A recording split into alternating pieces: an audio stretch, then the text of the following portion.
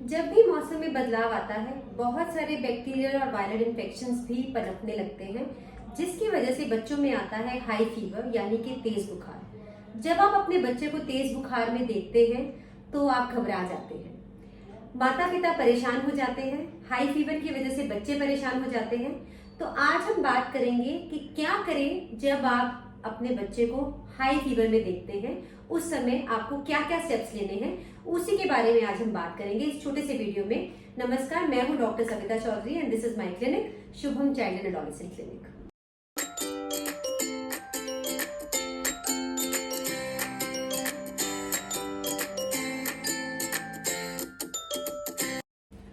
आजकल बहुत सारे पेरेंट्स मेरे पास बच्चों को लेकर आ रहे हैं हाई फीवर की कंप्लेंट्स के साथ, और ये हर साल होता है। जब भी गर्मियां आती हैं या जब गर्मियों से सर्दियां आती हैं तब ये प्रॉब्लम देखने में आती है। खास करके अब जब समर्स का ऑनसेट हो रहा है तो हम क्या करें हाई फीवर में ताकि बच्चे को प्रॉब्लम ना हो। तो मैं आपके साथ शेयर करने वाली हूँ 7 क्विक टिप्स। पहला, जब आप स्पॉट करें कि बच्चे को हाई फीवर है यानी कि 101 102 तक बुखार है, तो सबसे पहले तो आप अपने बच्चे को लूज कॉटन क्लोथ्स पहनाएं, उसको लूजन अप कर दें और किसी कूल कंफर्टेबल प्लेस पे उसको लेके जाएं जहां पर बहुत ज्यादा सर्दी या बहुत ज्यादा गर्मी ना हो, एसी चिलिंग आउट भी ना हो और बहुत गर्म जगह भी ना हो, ऐसी जगह पर बच्चे को लिटाएं।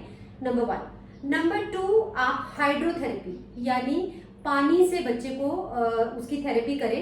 ये बेस्ट तरीका होता है तेज बुखार में बच्चे को ट्रीट करने का। आप तुरंत डॉक्टर के पास भागते हैं तेज बुखार में लेके, वो ठीक नहीं है। पहले घर पर टेम्परेचर को डाउन करने की कोशिश करें। कैसे? आप बड़े बड़े 2 टॉवल्स ले सकते हैं और टेपेड वाटर से, टेपेड वाटर का मतलब होता है ऐसा पानी जो ना गर्म है ना ठंडा है, जो बॉडी पे फील नहीं होता, ऐसे पानी से 2 बड़े टॉवल से लेके आप बॉडी की स्पॉन्जिंग कर सकते हैं। लगातार रिगरस स्पॉन्जिंग कीजिए 30 मिनट्स तक, उससे आप 2 डिग्री तक टेम्परेचर को डाउन ला सकते हैं।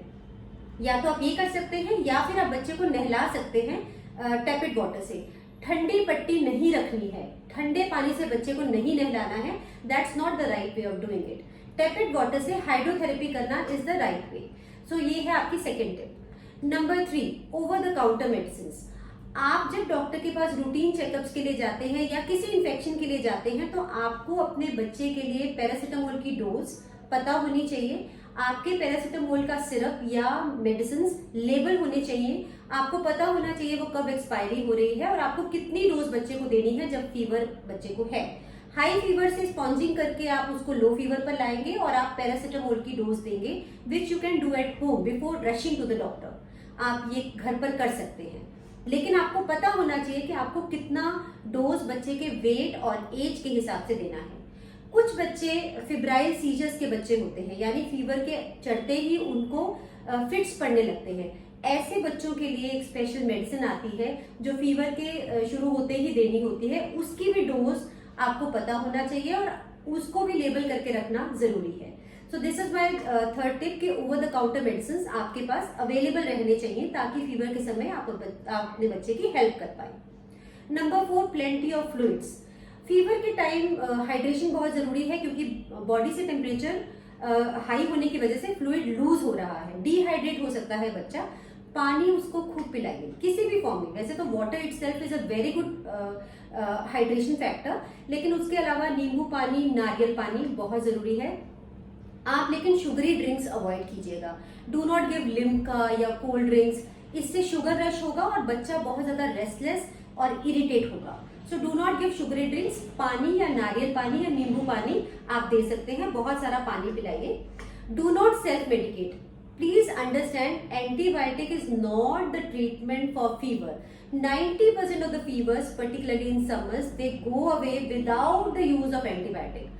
बहुत सारे वर्किंग पेरेंट्स मैंने ऐसे देखे हैं जो घर पर अपने आप से एंटीबायोटिक स्टार्ट कर देते हैं, सेल्फ मेडिकेशन स्टार्ट कर देते हैं और बच्चों को उसकी जरूरत नहीं है। ऐसा करने से बच्चों की बॉडी में एक तो एंटीबायोटिक रेजिस्टेंस डेवलप हो जाता है, दूसरा उनका गट बैक्टीरिया लूज होता है और उनके पेट का जो अच्छा वाला बैक्टीरिया है वो खत्म हो जाता है, इनडाइजेशन के सिम्टम्स डेवलप हो जाते हैं। तो अपने आप से एंटीबायोटिक का या किसी और मेडिसिन का इस्तेमाल ना करें, right? So only Crocin you can give.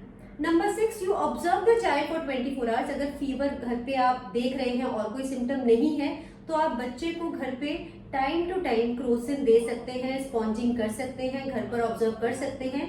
And in the meanwhile you watch for other symptoms. कोई और सिम्टम्स तो डेवलप नहीं हो रहे हैं, कोई कफ या कोल्ड या लूज मोशंस या वॉमिटिंग्स या कोई ऐसा सिम्टम है, please note down the symptoms so that when you go to the doctor you are able to talk to the doctor, report the symptoms in a proper way, right? So this will be my sixth. And number 7 and most important, you should know what are the danger signs. Sometimes where with the high fever, child develops unconsciousness, child develops breathing problems, और कोई rash हो गया body पे, या repeated vomitings हो गई, बच्चा बात ही नहीं कर पा रहा है, या बच्चा इतना लिस्टलेस है, लेथार्जिक है कि वो बिल्कुल ही निढाल पड़ा है। ऐसे सिचुएशन में आप घर में लेके बच्चे को ना बैठे रहें। जैसे ही फीवर डाउन आता है please rush to the doctor. आपके पास इमरजेंसी डायल पे डॉक्टर का नंबर होना चाहिए और आपके पास आपके डॉक्टर की अवेलेबिलिटी होनी चाहिए।